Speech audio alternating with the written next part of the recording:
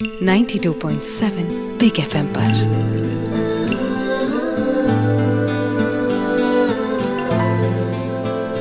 कुछ पन्ने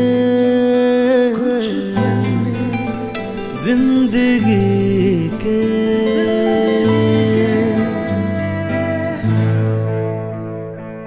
92.7 big FM पर आप सुन रहे हैं कुछ पन्ने जिंदगी के और मैं हूँ मधुरिमा निगम और मेरे आज के खास मेहमान हैं मशहूर क्रिकेटर सुरेश रायना।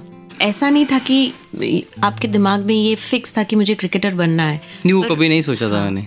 एकदम से चीज़ें आती रही, उसको एक्सेप्ट करते रहे। जो अच्छी चीज़ थी उधर अपना। पर जब आप ट्रेनिंग के लिए गए तब कभी लगा कि मतलब एक्चुअली ये तो जितना लग रहा है खूबसूरत है नहीं, क्योंकि cricket is also as glamorous as the film world. जी जी जी। तो लगता हो कि हाँ ऐसे जाएंगे अच्छे अच्छे सब पहन के, पर वहाँ जाओ तो पता चले एकदम रिजीम से जीना होता है। नहीं, बिल्कुल वैसे डिसिप्लिन। ग्लैमरस की तो उस टाइम स्पेलिंग भी नहीं पता थी मैंने। जब छोटे गांव से कोई बच्चा आता है, प्रैक्टिस करता है, क्रिकेट खेलता है, उसको सिर्फ खेलना है, जुनून था। मैंने कभी सोचा नहीं था कि मैं इंडिया के लिए खेलूंगा। कभी ये भी नहीं सोचा था कि मैं सचिन के साथ बैठूंगा। कभी ये भी नहीं सोचा कि मुझे कंट्री का लोगो मिलेगा। तो जब चीज़ें आती है तो उसको एक्सेप्ट करते रहे। लेकिन चीज़ें हमेशा मिली उसी टाइम पे जब हार्ड वर्क करके। वो कभी भी शॉर्टकट नहीं सीखा। सीनियर अच्छे थे स्पोर्ट्स कॉलेज में, वहाँ पर बातें भी होती थी, लेकिन यूपी का जो इंफ्रास्ट्रक्चर था वो वैसा नहीं था वो जहाँ पर स्पोर्ट्स फैसिलिटीज़ हों। तो 1 साल के बाद फिर मैंने बॉम्बे में 3 साल क्रिकेट खेला। एयर इंडिया ने काफ़ी सपोर्ट किया। मुझे स्कॉलरशिप मिली थी, मुझे 15,000 पर मंथ मिलता था उस टाइम। तो फैमिली के लिए भी हेल्प था वो। लेकिन फिर मैंने ये चीज़ समझी कि नहीं, अगर इसके साथ पैसा मिलता है, क्रिकेट मेरा चल रहा है, तो मैं 200 या 1000 रुपये रखता था। जो चीज़ फ़ोन करना है घर पे या चीज़ें कुछ होती थी, एयर इंडिया ने अच्छे से लुक आफ्टर किया। वहाँ मैं सचिन को फर्स्ट टाइम मिला। 99 में मैं टाइम शील्ड ट्रॉफी खेलने आया था इधर। उस टाइम में था 15 साल का।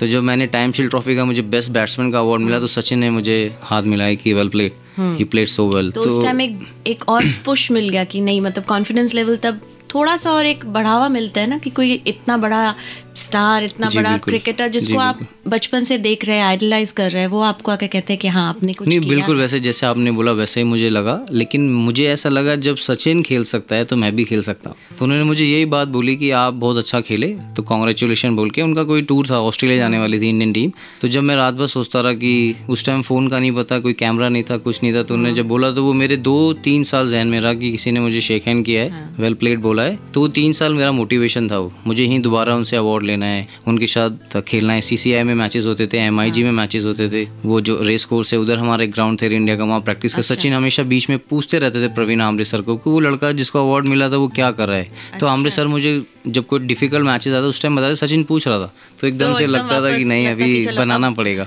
तो ट्रिगर होती रही मैम वो चीज़ें सारी की सारी कि नहीं अभी मोटिवेशन लाइफ में मिलता रहेगा। वो तो सचिन ने बहुत उस टाइम किया। लेकिन मैं एक चीज़ उस टाइम में जो फील किया और अभी जो लगता है, आप मेहनत करते रहो, सारी चीज़ें करते रहो, वो चीज़ आपको 2 महीने, 2 हफ्ते, 2 साल वो मिलनी ही है आपको, अगर आप अच्छी लगन से मेहनत करो। पहली बार अपने सीनियर्स और आइडल से मिलने का पहला मौका कैसा था, जानेंगे खुद सुरेश रायना से कुछ ही देर में। और कुछ पन्ने जिंदगी के with Madhurima Nigam, only on 92.7 big FM.